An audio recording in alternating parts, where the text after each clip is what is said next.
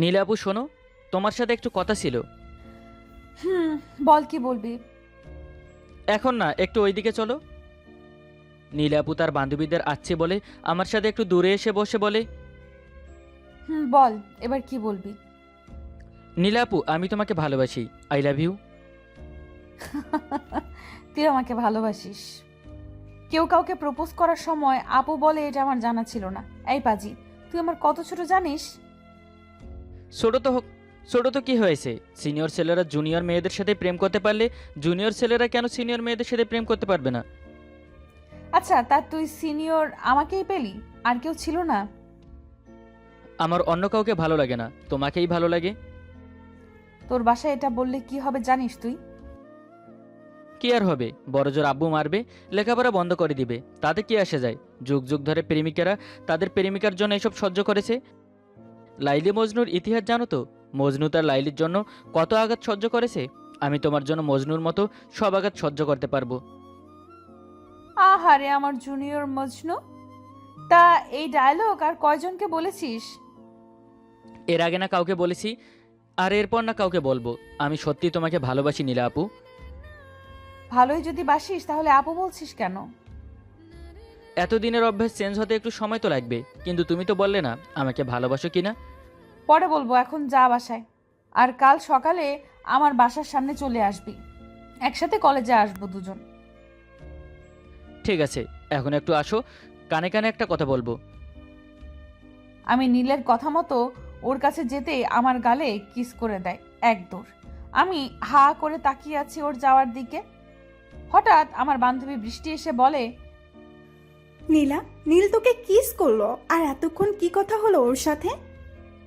এত কিছু জানতে হবে না, চল ক্লাসে যাই। আমি না তোর বেস্ট ফ্রেন্ড? আমাকে বলবি না তুই? নীল আমাকে প্রপোজ করেছে। তুই কি বললি নীলকে? এখনো কিছু বলিনি, তবে আগে কিছুদিন একটু পেছনে ঘুরাই, তারপরে হ্যাঁ বলে দিব। কত সিনিয়র সুন্দর সুন্দর ছেলেরা তোকে প্রপোজ করলো, তাদের না বললি, আর শেষে একটা জুনিয়র ছেলের প্রেমে পড়লি বান্ধবী?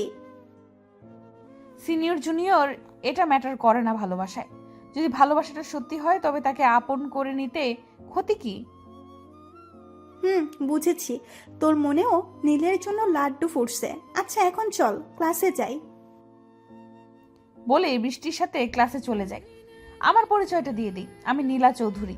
আব্বু নাবিল চৌধুরী, পেশা একজন ডাক্তার। আম্মু রাহেলা চৌধুরী। আমি এবার মাস্টার্স ফাইনাল ইয়ারে পড়ছি। নীলা আপুর গালে চুমু দিয়ে দৌড়াতে দৌড়াতে একটা গাছের নিচে এসে দাঁড়িয়ে আছি। চলুন এবার আমার পরিচয়টা দিয়ে দেই। আমি নীল মির্জা। আব্বু নিলয় মির্জা, একজন বিজনেসম্যান। আম্মু নীলুফা মির্জা। আমি এবার অনার্স ফাইনাল ইয়ারে পড়ছি। নীলা আবুকে বছর 2 আগে প্রথম দেখি এই কলেজে, আর প্রথম দেখায় আমি ফিদা। ছোটবেলা থেকেই কেন জানি সিনিয়র আপুদের প্রতি আমি একটু দুর্বল। আর যখন জানলাম নীলা আপু আমার সিনিয়র, তখন তো সোনায় সোহাগা। আর আজ প্রপোজ করে দিলাম, দেখি কি হয়। এখন বাসায় আসতে আব্বু বলে, আজ একটা ক্লাস হয়নি আব্বু, তাই চলে এলাম।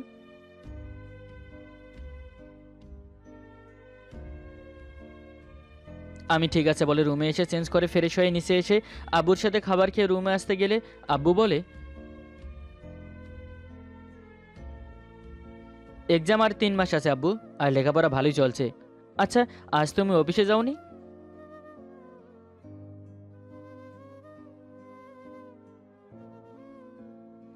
ও আচ্ছা, ঠিক আছে আব্বু, আমি রুমে যাই, খুব ঘুম পাচ্ছে। আব্বু ঠিক আছে বলতে আমি রুমে এসে শুয়ে পড়ি। ক্লাস শেষ করে বৃষ্টিকে বিদায় দিয়ে বাসায় এসে আম্মুর সাথে কথা বলে রুমে এসে চেঞ্জ করে ফ্রেশ হয়ে নিচে এসে খাবার খেয়ে নীলকে কল করি। হ্যালো, কে? ঘুমাচ্ছিস নাকি তুই? আরে নীলাপু তুমি, আজকে সূর্য ভুল করে পূর্ব দিকে অস্ত যাচ্ছে নাকি? তোর এমন কেন মনে হচ্ছে? না, আজ তুমি আমাকে নিজে থেকে কল করলে তো তাই। বিকেলে ঘুরতে যাবি? তুমি বলো কখন আসতে হবে, বান্দা হাজির হয়ে যাবে। 4টায় আমার বাসার সামনে থাকবি। আর হ্যাঁ, পাঞ্জাবি পরে আসবি, ব্ল্যাক। পড়তে পারি যদি তুমি কালো শাড়ি পরো। এখন থেকে ম্যাচিং করেই পড়া শুরু। সারা জীবন একসাথে থাকতে হবে, তাই এখন থেকে শুরু করলে ক্ষতি কি? আমি তো এখনো তোকে হ্যাঁ বলিনি। যদি না বলার হতো তাহলে তখনই না বলে দিতে। অনেক কিছু জানিস দেখছি। ঠিক আছে, 4টায় চলে আসিস। আমি ঠিক আছে বলে উঠে ওয়ারড্রোব থেকে একটা ব্ল্যাক পাঞ্জাবি বের করে আয়রন করে রেখে দিই। নিজের ভেতরে ভেতরে কি যে খুশি হচ্ছে। আহা, আমি ক্রাশ, আমার ক্রাশ আজ আমার সাথে ঘুরতে যাবে। এই খুশি মুই কই রাখমু কোন হানে। 3টা বাজে রেডি হয়ে ভালো করে মাঞ্জা মেরে চুলগুলো জেল দিয়ে সেট করে বাসা থেকে বের হতে গেলে আব্বু বলে, আব্বু, আমি একটু বন্ধুদের সাথে একটু ঘুরতে যাচ্ছি।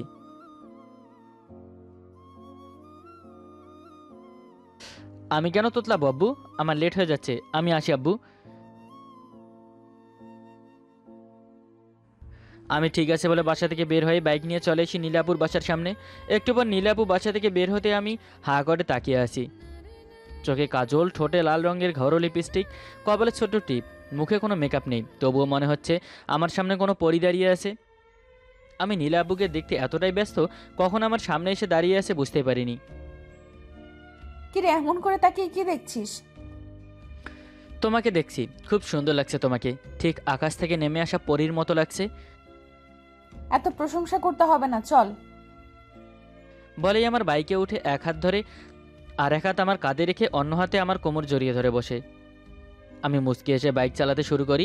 একটু পর একটা পার্কে এসে বাইক থামেই, দুজনে একটা বেঞ্চে বসি।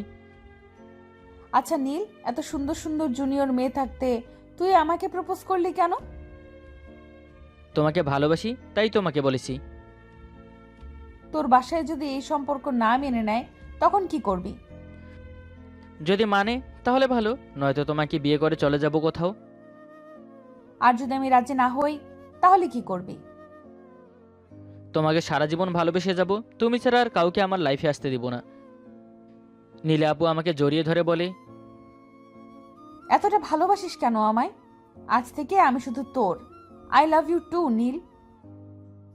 আমিও নীলা আপুকে শক্ত করে জড়িয়ে ধরি। নীলা আপু আমাকে আরো শক্ত করে জড়িয়ে ধরে। আচ্ছা নীল, চল না, আজ আমরা বিয়ে করে ফেলি কাজী অফিসে গিয়ে। কাউকে এখন কিচ্ছু বলবো না, আমাদের লেখাপড়া শেষ হলে পরিবারকে জানাবো। ভয় পাচ্ছ যদি তোমাকে ছেড়ে চলে যাই? তেমনটা নয় নীল। কেমন আমি জানি না, তবে একটা কথা মনে রেখো, আমি তোমার হাত কখনো ছাড়বো না। মৃত্যুর আগ পর্যন্ত, মৃত্যুর আগ মুহূর্ত পর্যন্ত তোমাকে এই বুকে জড়িয়ে রাখবো। সেটা আমি জানি নীল, তোর চোখে আমি আমার জন্য শুধু ভালোবাসাই দেখতে পাই। আমি বিয়ের কথা এই জন্যই বলেছি, আমি আমাদের সম্পর্কটা পবিত্র রাখতে চাই। ঠিক আছে, তাহলে কাল কলেজে যাবার সময় আমরা কাজী অফিসে গিয়ে বিয়ে করে নেব। ঠিক আছে। আচ্ছা, সেই কখন থেকে বসে আছি, এখনো কিছু খাওয়ালি না কেন? কি খাবে বলো, আমি নিয়ে যাচ্ছি। ফুচকা খাবো, চল দুইজনে ফুচকার দোকানে যাই। এবার দুজনে ফুচকার দোকানে গিয়ে ফুচকার দোকানে এসে দুজনে ফুচকা খেয়ে বিল দিয়ে হাত ধরে পাশাপাশি হাঁটছি। আরও কিছু সময় দুজনে ঘুরে আমি নীলা আব্বুকে তার বাসায় দিয়ে বাসায় চলে আসি। বাসায় আসতে আব্বু বলে, কিরে, এত সময় লাগলো কেন তোর বাসায় আসতে? বন্ধুদের সাথে আড্ডা দিচ্ছিলাম তাই আব্বু। এখন রুমে গিয়ে পড়তে বস যা। আমি ঠিক আছে বলে রুমে এসে পড়তে বসি। রাতে খাবার খেয়ে রুমে এসে নীলা আপুকে কল করি। কি করছিস? আচ্ছা, এখনও কি আমাকে তুই করেই বলবে? আচ্ছা তাহলে কি বলতে হবে আমার জুনিয়র বয়ফ্রেন্ডকে? তুমি করে বলবে, বয়ফ্রেন্ডকে কেউ তুই করে বলে? ঠিক আছে, তুমি করেই বলবো। তুমিও এখন থেকে আমাকে আর আপু বলবে না, শুধু নীলা বলে ডাকবে। ঠিক আছে, তাই বলবো। আচ্ছা, কি করছো? ডিনার হয়ে গেছে? হয়ে গেছে, শুয়ে আছি। তুমি কি করছো? তোমার ডিনার হলো? হয়েছে, আমিও শুয়ে আছি। আচ্ছা, কাল কখন যাবে কাজী অফিস? সকাল 9টায় বিয়ে করে তারপর কলেজে চলে যাব। ঠিক আছে, আমি 8:50-এ তোমার বাসার সামনে থাকবো, তুমি রেডি হয়ে থেকো। এইভাবেই দুজনে কথা বলতে বলতে কখন যে ফজরের আজান দিয়ে ফেলেছে বুঝতেই পারিনি। এত সময় হয়ে গেছে বুঝতেই পারিনি। আমিও বুঝতে পারিনি। আচ্ছা, এখন ঘুমিয়ে পড়ো, আমি সময় মতো চলে আসবো। বলেই কল কেটে ঘুমিয়ে পড়ি। পরের দিন সকালে ঘুম থেকে উঠে আব্বুর সাথে নাস্তা করে বাইক নিয়ে বের হতেই হঠাৎ কলেজের বড় ভাই জীবন এসে বলে, সেই কখন থেকে নীলের জন্য অপেক্ষা করছি, কিন্তু নীল এখনো আসছে না। ওর মোবাইলে কল করি কিন্তু ওর মোবাইল বন্ধ। কাল সারা রাত কথা বললাম, এখনো কি ঘুমাচ্ছে নাকি? বৃষ্টিকে কল করি। কি রে, কোথায় তুই? কলেজে আসবি না? আরে দেখ না, সে কখন থেকে নীলের জন্য, কিন্তু গাধাটা এখনো আসছেই না। নীল তো কলেজে ওর বন্ধুদের সাথে আড্ডা দিচ্ছে। হোয়াট? নীল কলেজে? কিন্তু ওর তো আমাকে নিয়ে যাবার কথা। আচ্ছা, আমি কলেজে আসছি বলেই কল কেটে একটা রিক্সা নিয়ে চলে আসি কলেজে। এসে দেখি নীল ওর বন্ধুদের সাথে আড্ডা দিচ্ছে। আমি নীলের কাছে গিয়ে, নীল এদিকে আসো, তোমার সাথে কথা আছে। পরে আপু, এখন পারবো না। একটু অবাক হলাম নীলের মুখে আপু শুনে। হঠাৎ করে এত চেঞ্জ? বলেছি না এখন আসতে এসো, কথা আছে। বন্ধুকে আসছে বলে নীলাপুর সাথে একটু দূরে আসতে নীলাপু বলে, আজ আমাদের কাজে অফিসে যাওয়ার কথা, তোমার আমাকে আমার বাসা থেকে পিক করার কথা, আর তুমি এখানে এসে বন্ধুদের সাথে আড্ডা দিচ্ছ। দেখেন আপু, এসব বাদ দিন, আমি আপনাকে বিয়ে করতে পারবো না। কি? বিয়ে করতে পারবো না মানে? তুমি তো আমাকে ভালোবাসো, আর আজ আমাদের বিয়ে করার কথা। ভালোবাসা? আপনি পাগল হয়ে গেছেন। আরে আমি তো আপনার সাথে মজা করেছি, আর আপনি সেটাকে এত সিরিয়াস নিয়েছেন। আপনি আমার 4 বছরের বড়, এটা কি কখনো সম্ভব? নীলের কথা শুনে বুকের ভেতর চিনচিনে ব্যথা করছে। মজা করেছো তুমি আমার সাথে, কিন্তু কেন নীল? আমি তো তোমাকে সত্যিই মন থেকে ভালোবেসেছিলাম, তবে কেন তুমি আমার সাথে এমন করলে? তার জন্য সরি আপু, পারলে ক্ষমা করে দিয়েন। বলে নীল সেখান থেকে চলে যায়। আমি সেখানে বসে কান্না করছি।